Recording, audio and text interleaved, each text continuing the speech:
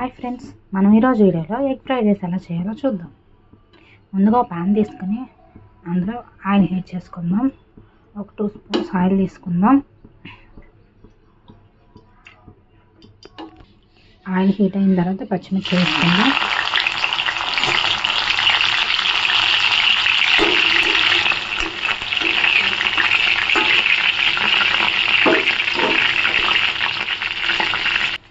Onions వేసుకుందామండి.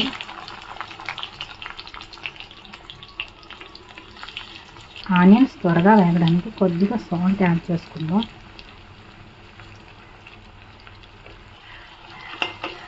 Onions అనేవి light brown కలర్లో కావాలండి.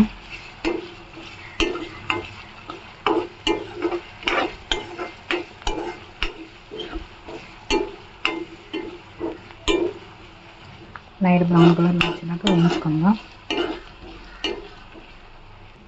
ఆనియన్స్ అనేవి వేగుతున్నాయి.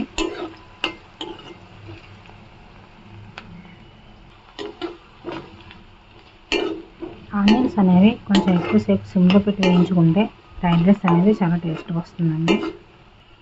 ఇందులో కొద్దిగా అల్లం వెల్లుల్లి పేస్ట్ యాడ్ చేసుకొని, ఇది హోమ్ మేడ్ అల్లం వెల్లుల్లి పేస్ట్ అండి.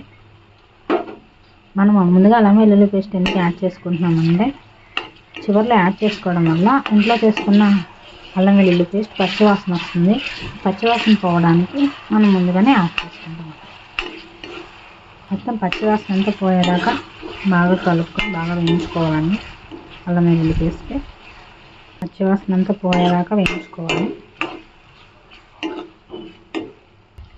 ఇందులోనే మనం కొద్దిగా జీలకర్ర వేసుకుందామండి. జీలకర్ర అనేది అరుగుదలకు సహాయపడుతుంది, అందుకని ఇందులో కొద్దిగా నేను జీలకర్ర యాడ్ చేస్తున్నాను.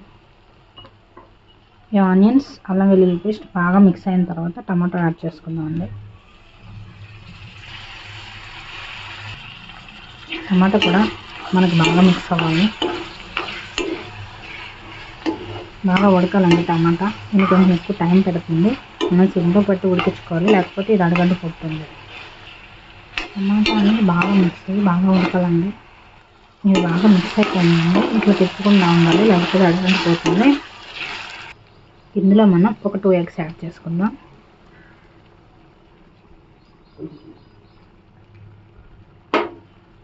ఎగ్స్ అనేవి బాగా మిక్స్ అయ్యేదాకా కలుపుకోవాలి.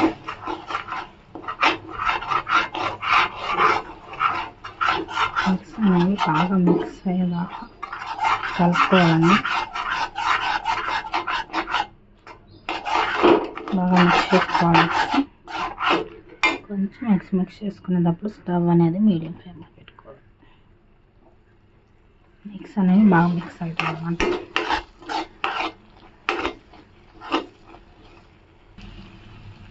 ఇందులో మనం కొద్దిగా ఉప్పు, ముందు అనేది ఆనియన్స్ వేయడానికి కొద్దిగా ఉప్పు వేసుకున్నాం కాబట్టి చూసుకుని వేసుకోవాలండి. కొంచెం సరిపడా ఉప్పు వేసుకోవాలి. కొద్దిగా కారం వేసుకోవాలి. ఒక చిటికెడు పసుపు యాడ్ చేసుకోవాలండి. ఇవన్నీ బాగా మిక్స్ చేసుకోవాలి.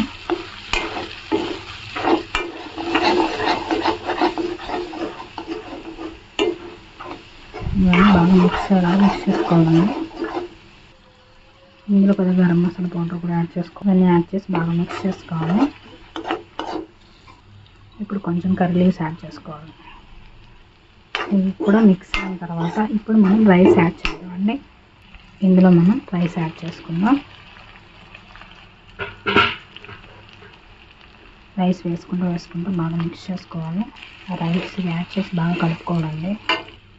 రైస్ బాగా మిక్స్ చేసుకోవాలి. నేను కొంచెం రైస్ యాడ్ చేశానండి, అందుకని ఇక్కడ క్వాంటిటీ ఎక్కువగా కనిపిస్తుంది. బాగా మిక్స్ చేసుకోవాలండి.